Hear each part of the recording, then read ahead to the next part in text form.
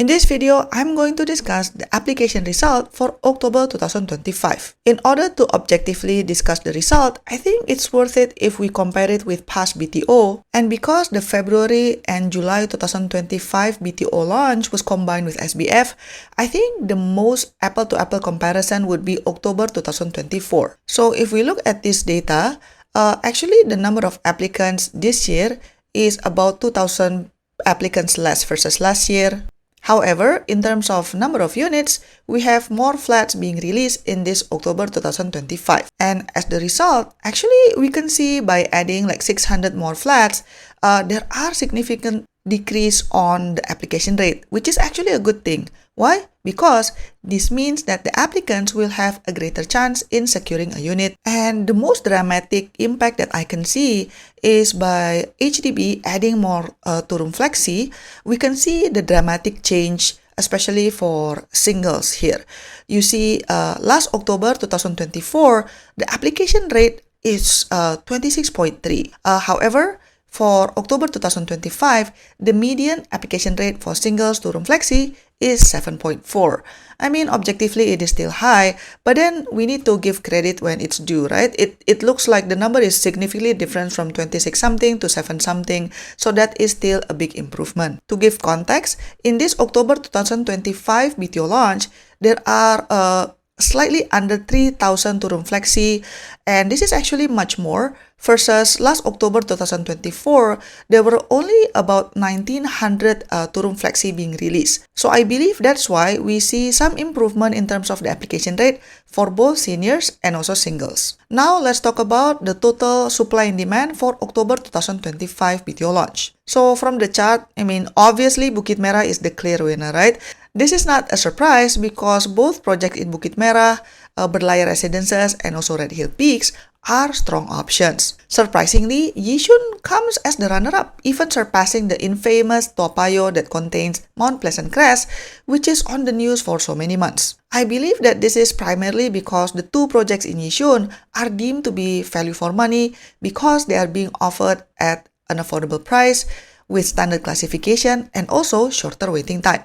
Chencharu Grove in particular is within walking distance to an MRT station and even going to be across an upcoming commercial integrated development with bus interchange and hawker center. So you can imagine like if you will have like a mall just next door, it will definitely boost your property value in the future as well as improve your convenience for day-to-day life. Toa Payoh performance is actually surprisingly soft because initially I was assuming that it will be neck to neck with Bukit Merah.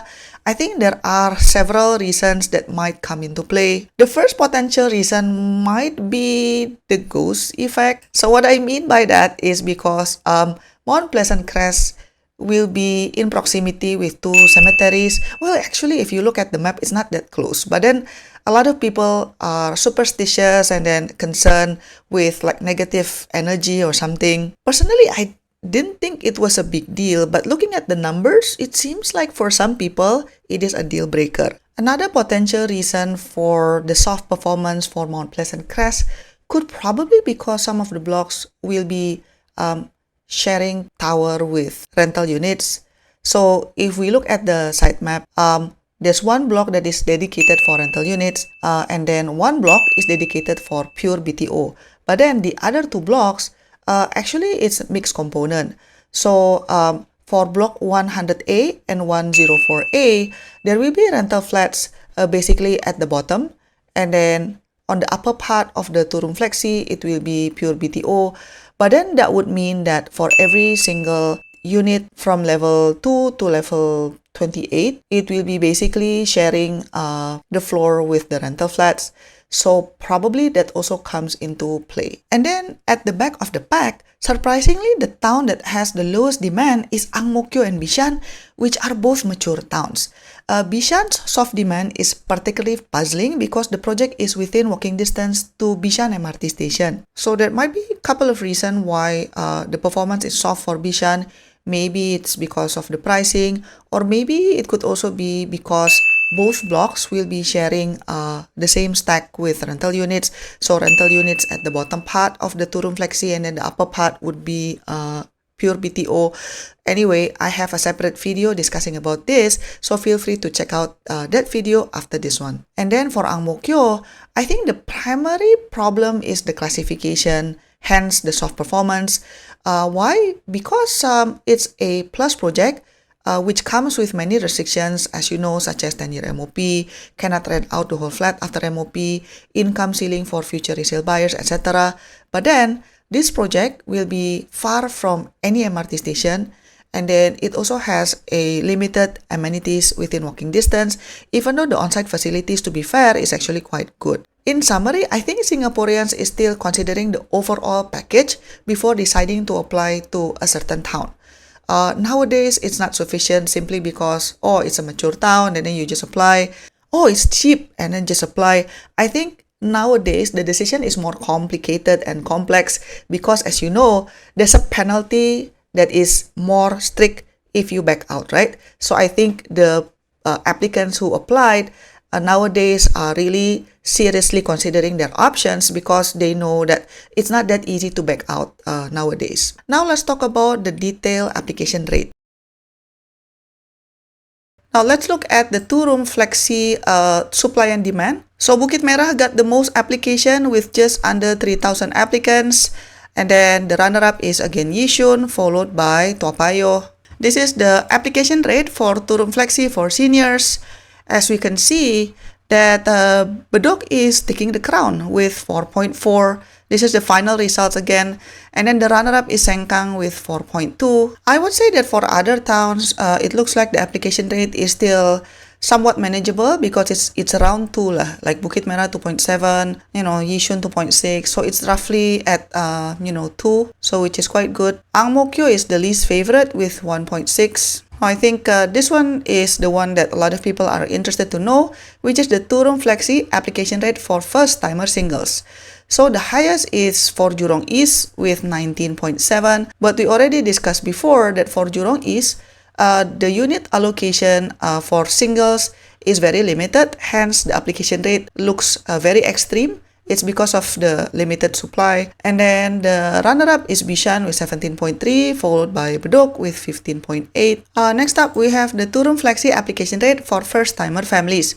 So interestingly, even until the sales period has ended, most of the towns are actually undersubscribed for two-room flexi first-timer families. As you can see, for pretty much every town with the exception of Jurong East, you are for sure will get a unit. Even for Jurong East, 1.1 is not so bad. Next up, we have the two-room flexi application rate, but for second-timer families. The highest one is Jurong East with 2.3. It's quite a jump from yesterday. So yesterday was still at 2. Today is 2.3. And then for the rest is pretty much close to 1 or even less than that. Ang Mo Kio 0.2, Bukit Merah 0.3. Yeah, so this is the situation for second-timer families. Now, interestingly, for Payoh at the very last day, finally, some applicants applied for this. So the number grew from 0 to 0.1. Next up, we have the three-room total supply and demand. As we can see that the town with the most applicants is Yishun, and then followed by Bukit Merah. And then after that, actually the trend is pretty much consistent because between Bedok, Jurong East, and Payoh, it's almost flat, almost the same. And then the last spot goes to Ang Mo Kio. By the way, if you haven't seen my video, please watch that video after this video because I made a dedicated video discussing, how come Ang Mo Kio performance is very soft in this October launch, probably compared to past launches. So watch that video. I think you will find that interesting. Next up, we have the three-room application rate for first-timer families.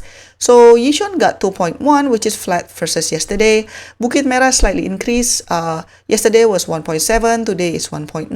And then even up to the closure, interestingly, Ang Mo Kio, Bishan, Jurong East, and Payoh is still less than 1. And we're talking about a 3-room flat, yeah? But I think if we see what happened here, I can conclude that in general, people are still hesitant to take up a 3-room, especially if it is being slapped by 10-year MOP, right? Which is the case for Ang Mo Kio, Bishan, and Payoh. So only Bukit Merah is oversubscribed. Probably because Bukit Merah, only Berlayar Residences has 3 room, right? So I am guessing that the applicants that applied for 3 room Bukit Merah is hoping that even though it's only a 3 room, but then it still has a good resale potential somewhere down the line, especially if you are lucky enough to get a good queue number, so you can pick like a unit that is facing the ocean. But hopefully that's the case for these folks. And next up, we have the 3 room application rate, but for first-timer families. Again, the Bukit Merah takes the crown with 37.1.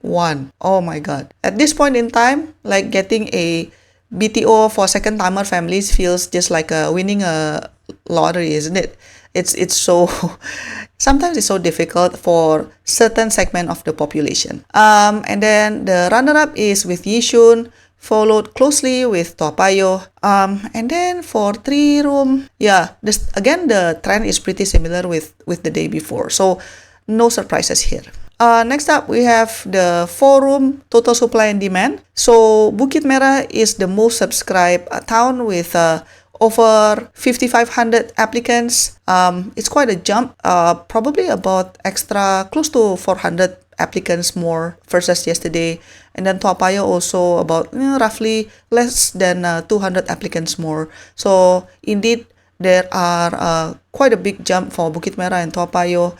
But then the rest of the towns are, pretty much the same, just slightly increased, but not that crazy. So I think my conclusion is, even though the conventional wisdom is to wait until the very last day before you apply for a BTO, but it seems like, for the majority of the applicants, they would just apply when they are ready because it's a ballot system anyway, right?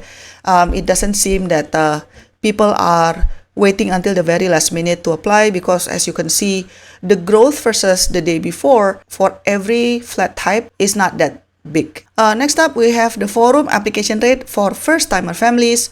Bishan is the most subscribed with 3.5, and then followed by payoh with 3.3, and then Bukit Merah is the second runner-up with 3.1.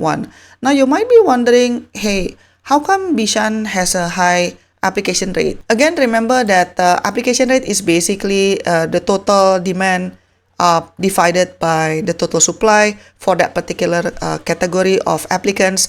So if Bukit Merah and payoh has more supply, then obviously it will impact on the application rate as well. Now, among all towns, only Ang Mo Kio is having the application rate less than 1 for 4-room for first-timer families. So, personally, I'm surprised that Ang Mo Kio is the one that ended up being part of the SBF in the future. Initially, I thought it will be bedok flats that will end up in SBF, but apparently I was wrong. It's Ang Mo Kio who will end up in the SBF round. So that's interesting. By the way, I also made a separate video explaining why Ang Mo Kio performance is very soft. So watch that video after this one. Next up, we have the 4-room application rate for second-timer families. So Bukit Merah is the one with the highest application rate with 23.8. And then the runner-up is Yishun, followed by bishan. So the trend is pretty much consistent versus yesterday. So again, there are no surprises here. And then next we have the 5-room and 3-gen total supply and demand. The most subscribed town for 5-room and 3-gen is Yishun. So consistent versus yesterday. And then Sengkang is the runner-up. So again, no surprises here. And then next one, we have the application rate for first-timer families for 5-room and 3-gen. For Yishun, the final number is 3.7, followed by Sengkang with 2.4. So, 3.7, I mean, it's still okay. At least it's not double digit. It's not like more than 10. And then surprisingly for bedok, despite of the pricing issue, the final application rate is still goes beyond 1. So I think that's just nice for people who wants to apply to 5-room and 3-gen. I think you will have a good chance because the application rate is only 1.1. Okay, next up we have the 5-room and 3-gen application rate for second-timer families. So Yishun again is the highest with 37.7. and then the runner-up is Jurong East, and the second runner-up is Sengkang. And then the lowest one is Bedok, but when I say lowest, that is already 8.7, which is quite high. So I think, yeah, I mean, it's always rough for second-timer families, right? Because they have such a small unit allocation. That's the reality of it. And as usual, this is the screen recording of the raw data that I got from HDB website. Feel free to pause to screenshot. And today is the very last update for this application rate because the sales period has ended. And the next one is in February 2026. I would like to say thank you to all of you who has been watching, and let me know in the comment section down below whether the final result of this October BTO is as per your expectation, or is there any surprises that you find. If you want to know more about the February 2026 BTO launch, as usual, come to my channel because I have plenty of content about it. Bye bye! To support my work, you can give a one-time tip by pressing the thanks button, pick the amount that you want, and click buy and send. Or you can also press the join button for exclusive contents and monthly membership. Your support means a lot to keep us independent. Thanks for watching, and I'll see you in my next video. Bye bye!